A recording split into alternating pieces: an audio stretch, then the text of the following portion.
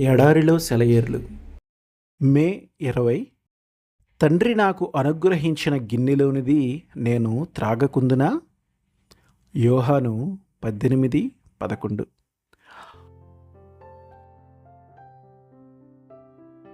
ఒక చిత్రకారుడు తాను చిత్రిస్తున్న పటం గురించి ఎంత శ్రద్ధ తీసుకొని చిత్రిస్తాడో అంతకంటే ఎన్నో వేల రెట్లు ఎక్కువగా దేవుడు మన జీవితాలను లక్ష్య పెడుతూ ఉంటాడు.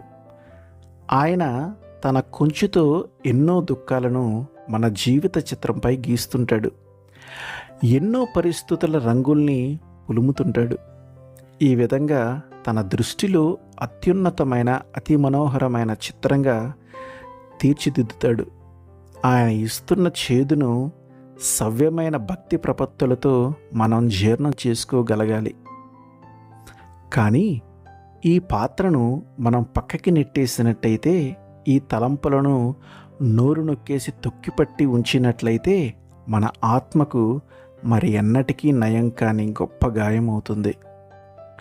ఈ చేదును మనకి త్రాగనివ్వటంలో దేవుని ప్రేమ ఎంత అంతులేనిదో ఎవరూ ఊహించరు. కానీ మన ఆత్మక్షేమం కోసం మనం తప్పకుండా తాగవలసిన ఈ చేదును మన ఆత్మ మాంద్యంలో మత్తులో పక్కకి నెట్టేస్తాం.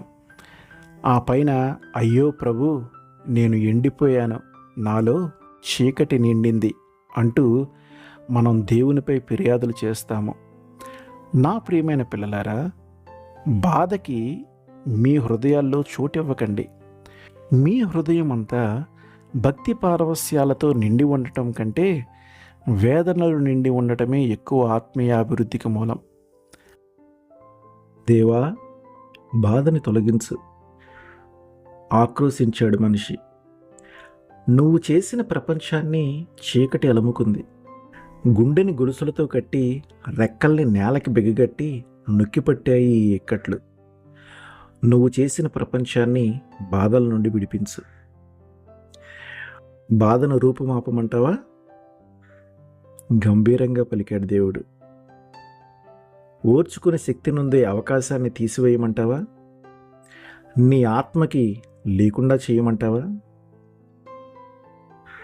గుండెని ముడివేసే సానుభూతిని సమూల నాశనం చేస్తే, త్యాగాన్ని లోకం నుండి తొలగిస్తే నీ హతసాక్షులు ఇంకెవరు? అగ్నికి ఆహుతై ఆకాశానికి ఎగిసేదెవరు? ప్రాణం పెట్టే ప్రేమను, ఆ ప్రేమ తెచ్చే చిరునవ్వును తీసివేయమంటావా? క్రీస్తు సిలువకి ఎగబ్రాకే కరుణాశక్తిని నీ జీవితం నుండి తీసివేయమంటావా? ఆమేన్.